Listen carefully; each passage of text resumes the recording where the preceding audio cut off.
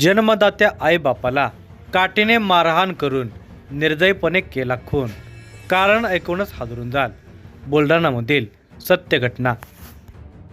काही घरात एखादी घटना अशी घडते की अगदी कुटुंब प्रमुखाबद्दलच घरातील लोकांच्या मनात कटुता तयार होते. काही वेळा आई वडिलांबद्दल मुलाच्या मनात राग असतो, त्यामुळे मुले पालकांच्या पासून दुरावतात. काही वेळा या रागातून एखादी दुर्दैवी घटना घडते. बुलढाणा जिल्ह्यामध्ये एका मुलाने आपल्या जन्मदात्या आई वडील दोघांनाही लाकडी दांडक्याने बेदम मारहाण करून ठार मारले. या वादाला शेतजमीन विक्रीस काढल्याचे कारण असले तरी हा राग खूप आधीपासून त्या मुलाच्या मनात खदखदत होता. या रागाचा स्फोट होण्यास हे कारण पुरेसे ठरले. या घटनेचा सविस्तर वृत्तांत पुढे पाहण्या अगोदर जर तुम्ही या चॅनेलवर जर नवीन असाल तर प्लीज आपल्या या मराठी चॅनलला नक्की सबस्क्राईब करा. चिखली तालुक्यातील किन्ही सडवत हे 2,500 लोकसंख्येचं गाव. या गावामध्ये महादेव त्र्यंबक चोपडे वय वर्ष 70 हे पत्नी कलावती वय वर्ष 70 यांच्यासह राहत होते. महादेव यांना 2 मुले होती. मोठा मुलगा प्रल्हाद हा कुटुंबासह पंचवटी नांदुरा येथे 10 वर्षापासून राहतो. तो खामगाव येथील कापड दुकानामध्ये काम करतो. त्यावरच त्याच्या कुटुंबाचा उदरनिर्वाह चालतो. लहान गणेश गावामध्ये वेगळा राहतो. पत्नी, मुलगी आणि एक मुलगा असा त्यांचा परिवार आहे. महादेव चोपडे यांचे कधीच कुटुंबातील लोकांशी पटले नाही. त्याचा स्वभाव रागीट असल्याने मुलगा सून यांच्यासोबत त्यांची वागणूक बरोबर नव्हती. त्यामुळे दोन्ही मुले आपल्या परिवारासह वेगळी राहत होती. महादेव यांच्याकडे वडिलोपार्जित 5 एकर शेती होती. ती शेती मुलांना वाटून न देता मुलगा गणेशला ठोक्याने देत होते. शेती दोन्ही मुलाच्या नावावर करण्याची मागणी घरात जास्त होऊ लागली होती. तेव्हा महादेव यांनी 4 सप्टेंबर रोजी 3 एकर शेती 2 मुलाच्या नावावर केली, तर 2 एकर शेती पत्नीच्या नावावर बक्षीसपत्राने करून दिलेली होती.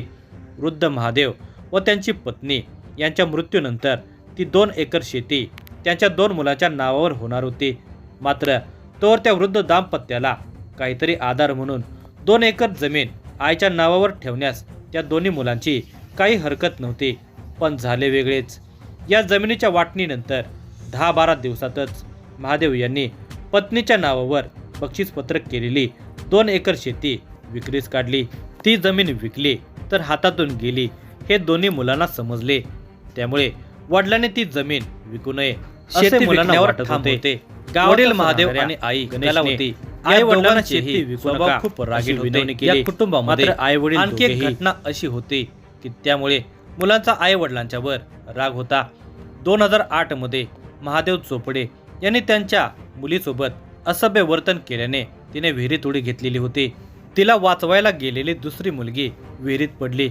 या घटनेत 2 बहिणीचा एकाच वेळी करून अंत झाला असा आरोप मुले वडिलांवर करत होते. या गोष्टीची त्यांनी कुठेही वाच्यता केली नाही किंवा पोलीस स्टेशनला तक्रारही दाखल केलेली नव्हती. मात्र गणेशच्या मनामध्ये बापाविषयी प्रचंड राग होता, घृणा होती. त्यात शेती विक्रीस काढल्याने राग अनावर झालेला होता. दिनांक 27 सप्टेंबर रोजी संध्याकाळी 5 वाजता बापाने शेती विक्रीस काढली असून गावातील काही जण शेती घेण्यास उत्सुक असल्याची बातमी गणेशला शेतातच समजलेली होती. हे ऐकून गणेश खूप चिडलेला होता.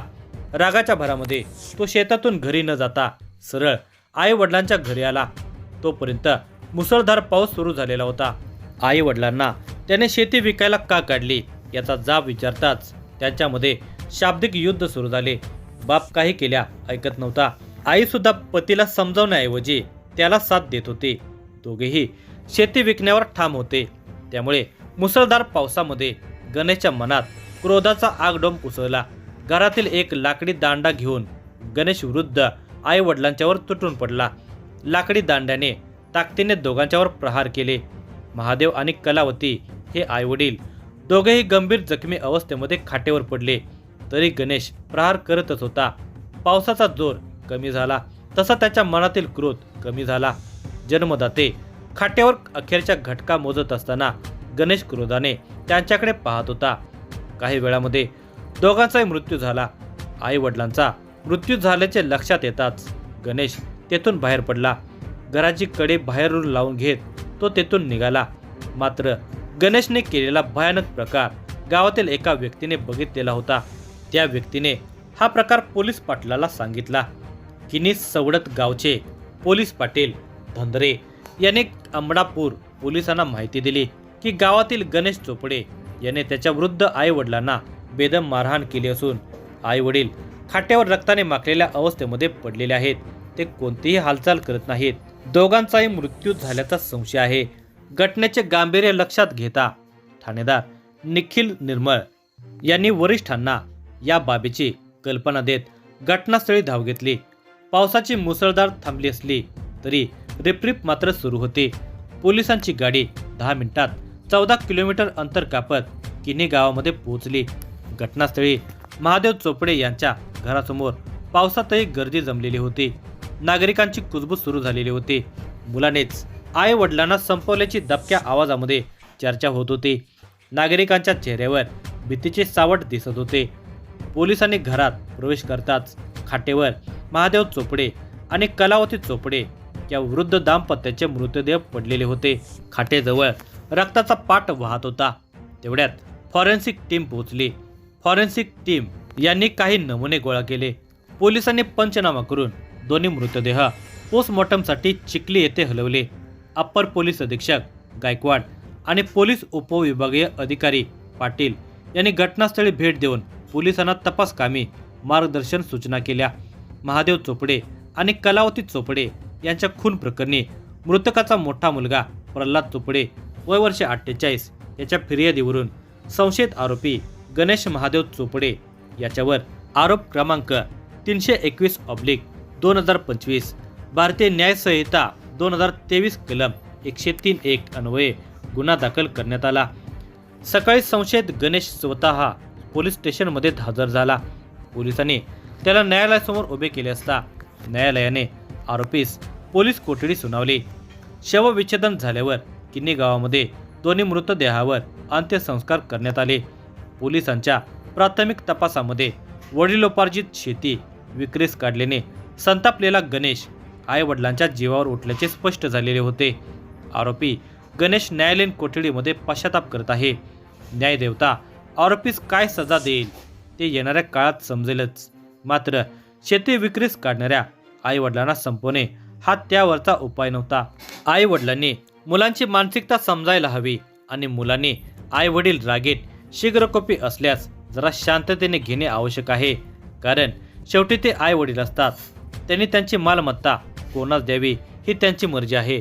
ही घटना निव्वळ क्रोधामुळे घडली असून रागीट आई वडिलांच्या रागात मुलानेही स्वतःच न सावरता आई वडिलांच्याच वळणावर जात क्रोधाचा कडेलोट करत क्रोधी आई वडिलांना संपवले.